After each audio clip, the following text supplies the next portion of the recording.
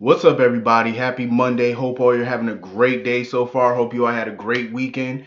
Um, Getting into this episode, I think damn near everybody on this show, all these characters have lost all their sense of common sense. Um, Nina is just the biggest dummy out of all of them. I'm gonna be honest. Nina was not trying to listen to nothing Obrecht had to say. Absolutely nothing. But I loved Obrecht today, as usual, because she broke Nina down like a fraction. She broke her down today because Nina keeps sitting here getting mad because Obrecht tried to compare Valentine to Cesar Faison. In a way, he ain't no better than Faison. The same way Faison killed Lisa's son and Nina's brother is the same way Valentine killed Laura's son and Lulu's brother. It's the exact same thing. He tried to claim it was self-defense. There was no self-defense. Nicholas was unarmed. Nicholas had no gun. He was actually trying to protect Ava. So there was no self-defense. That was murder. Um, Nina just sits there and make all type of excuses for this dude. I'm gonna tell you right now, a hard head makes for a very soft ass. I'm gonna tell you that right now. Very. Nina's the type of person, she has to learn everything the hard way. You know what I'm saying? Like, this man has sat there and lied to you since the day you met him. Everything about him was a lie. He used the alias when he first met you. You know what I'm saying? He didn't tell you anything really about his past, nor did she really inquire about it like a fool. You married him rather quickly without knowing a damn thing about this man. And he constantly lies to you. You know what I'm saying? Like, she's the type of person, she just has to learn the hard way. The sex must be good, I'm just saying. For her to just be relieved of all her senses, he must be breaking your back. Like, I'm just saying, like, for you, all Albrecht told this girl, open your eyes. Don't go back into this marriage blindly. You know what I'm saying? Keep your eyes open. Pay attention to everything. You know what I'm saying? Like, just, she don't want to listen. She's a fool in love. Well, hell, the way I see it, Nina's just a fool. Like, this man done showed you who he really is more than once, and you still sit there and take him back. So I'm done feeling bad for her. I really am, because you're putting yourself in this situation when your aunt, who has no vendetta against you, she actually wants to see you happy, is trying to put some sense into you, and you don't want to listen. You still want to stay with this scumbag. So that's on you at the end of the day. If you don't want to listen to common sense, it's on you. And for her to sit there and say, oh, Britt betrayed Obrecht, let me tell you something. One of the things I do love about Obrecht was the mere fact her relationship with Britt. She was always tough on Britt, but there was no doubt she loved her daughter. You know what I'm saying? And she actually forgave her daughter for betraying her because she taught Britt how to, be self sufficient and stuff like that and do what you have to do to get yourself out of any mess. And that's what Britt did. The thing I love about Britt and Obrecht combined is the fact that they're both survivors. You know what I'm saying? Whenever you think Britt and Obrecht are backed into a corner, they find a way up out of it. They don't care who they got to blackmail, who they got to betray, whoever they got to throw under the bus to get, out of a situation. That's what they're going to do. I actually admire that. I really do. Like, when you're backed up against the corner, you're not just gonna sit and cower in that corner. You're gonna come out that corner swinging. You don't care who you got to swing on. You know what I'm saying? Like, that's how that. Listen, I think people in real life need to be like that sometimes. Like, when you backed into a corner, you just got to get yourself out that corner. It is what it is. You got to do whatever you got to do.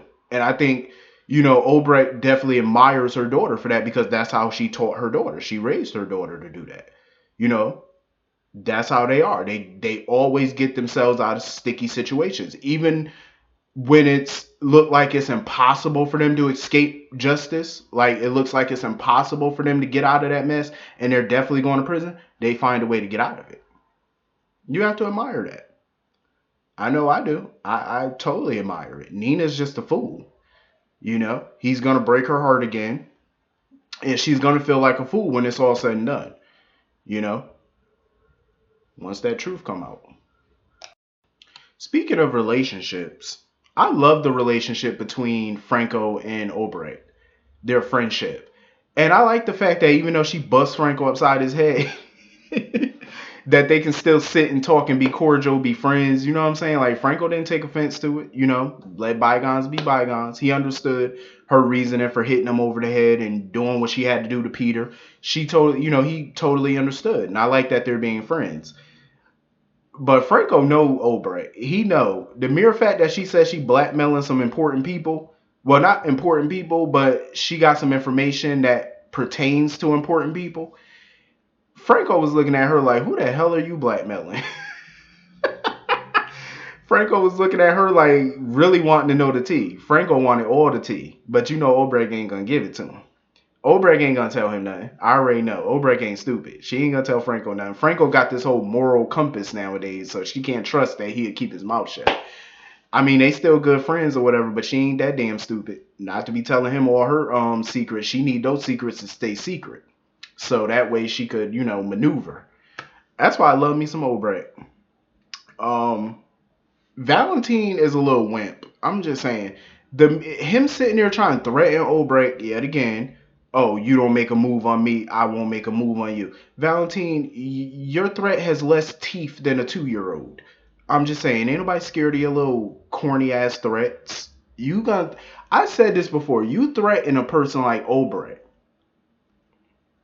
You don't put fear in her. I can see it in Obrecht. I see it all on her face. She does not fear him. I can see it.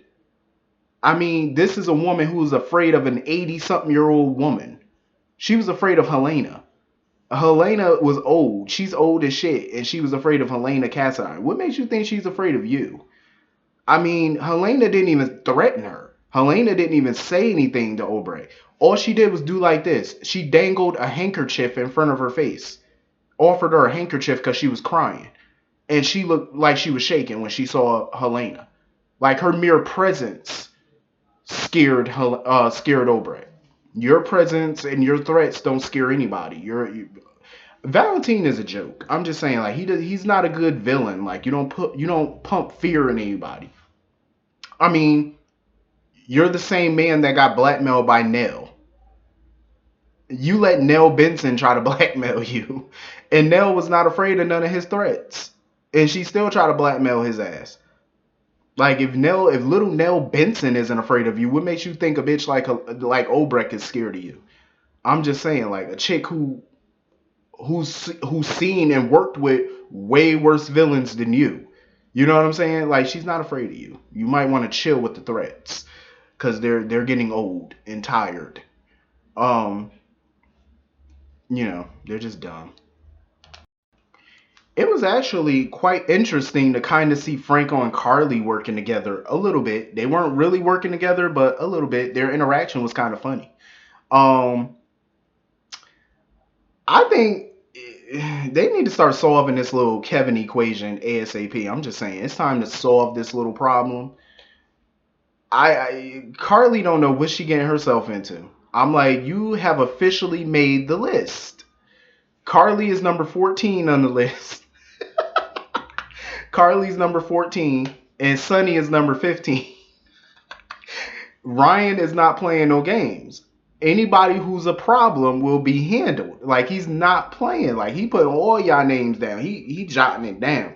As soon as he got that call from Ava that Sonny won't let her take Avery, he was writing down number 15, Sonny. I said, damn, he did that with a quickness. He said, real quick. As soon as he got that phone call, he was like, yep, Sonny's on the list. Like he didn't hesitate. Did you notice like Ryan did not hesitate to put Sonny's name down? Ryan is a sick ass, but I love it. I love it. He's entertaining me right now. Like, even though I'm ready for his storyline to be over, but he's entertaining me, like, because he's such a nut job. Like, it's like there's no end in sight for him. He just don't care. Like, he don't care if you're a mob boss, hit man. He don't care. He putting that ass on that list. Like, he don't care. Like, I love that. Ryan fears nobody in that town. Like, and I love it. I love it. I like that. You know what I'm saying? Because any other villain probably would have hesitated to go up against a Sonny or even hell, even to stare down a Jason for that matter. He didn't hesitate. He writing names. He don't care. He like, yeah, I'm coming for you. Check. I'm coming for you. Check. I'm gonna kill you. Check. I'm gonna kill you twice. Check. Like that's just how he is. Like he don't care. I love it. Um, like Carly should have just let this go. You see, one of the things I do like about Carly is the mere fact when you try to feed her bullshit, Carly does not let it go. But see, this is going to be her downfall. See, Carly always puts herself in dangerous situations. I remember when she tried to put herself out there with that whole text message killer, and Jax and everybody warned her not to do it, and she didn't care. She tried to, deal with the whole, what's that Russian that Sonny got mixed up with back in 2008? I forgot his name. But she tried to get involved with that. Jax and everybody kept trying to warn her. Like, Carly just don't care. Even if it means, potential harm to her, she don't care. She gonna go all in. She's crazy. I probably would have let that slide. You know what I mean? But hey, he coming for that ass now. Ava should have known Sonny wasn't gonna let her take Avery to know Europe. Like she shouldn't. I don't even know why she even approached that situation. You know Sonny was gonna fight you on it. You know Sonny was not gonna let you go to know Europe. There was no way. Not with his daughter. Sonny basically told her, "You can go to Europe if you want, but Avery stays here." He let her know real quick. Like, if I guess you're gonna have to fly down to Port Charles whenever you want to see Avery, cause she not leaving with you. Ava should have known Sonny was gonna say hell to the nah. You should have known that. That was a no-brainer. You really thought Sonny was gonna let you leave the country with eight? No. And of course, he had to bring up Morgan for the billionth time. I don't care. Anyway, moving on. Another idiot person, Christina. Oh my God, this girl is blind. Like seriously, I'm starting to question: is she really Sonny's child? Is she really Alexis's child? Like, was she switched at birth? Because it's like there's no way you're not seeing through this. Like Sam basically sat there and told her she married this man's father, swindled him out of millions. Don't and Christina's not even batting an eyelash. Don't you think it's a little too coincidental that Sam used to be married to this man's father, fleeced him out of every dime he had, and then this man comes to town and he befriends you and Drew's son? That's way too many coincidences for me.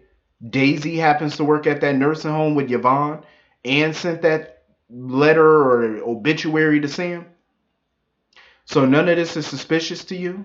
Like, all of this is way too coincidental. Way too many coincidences, if you ask me. And Christina's none the wiser. Like, wake up.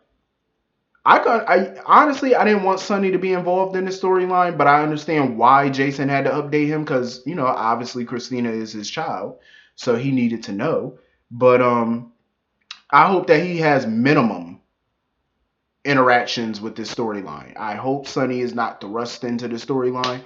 I hope not. I hope it's very, minimum. Like I said, I hope so. But I have a feeling like this is not going to end badly with Shiloh. And, I'm glad Alexis was asking all the questions she needed to ask because you got to do what you got to do. Like, I don't be trusting people. You know what I'm saying? Like, even Alexis was suspicious right off the bat when Sam told that story. Alexis was, getting suspicious her damn self. And Alexis tried to tell Christina too. Don't you think it's a little too coincidental? Like, it's way too many coincidences for you not to be suspicious. Only an airhead would think, oh, isn't that a coinkydink? Like, no, you should be suspicious. Like, why isn't your radar going off? Why isn't the light bulb going off? Why isn't your antenna going up? I'm just saying, like, pay a damn attention. Like, just a fool. I swear, I think most of the people today were relieved of their senses. Like, their mental faculties. Like, there's no way you're this dense. Like, how dense can you be? Like, come on, read a book. Watch a mystery movie or something. Jesus. You know what I'm saying? Go watch some Nancy Drew or something. Go read a Nancy Drew book or something. Just learn something. Like, how do you not get suspicious by none of these things? I just find that odd. I was really hoping Franco would have been the one to open up that little safe thing that Kevin had. Well, Ryan got. But of course, he didn't know the combination.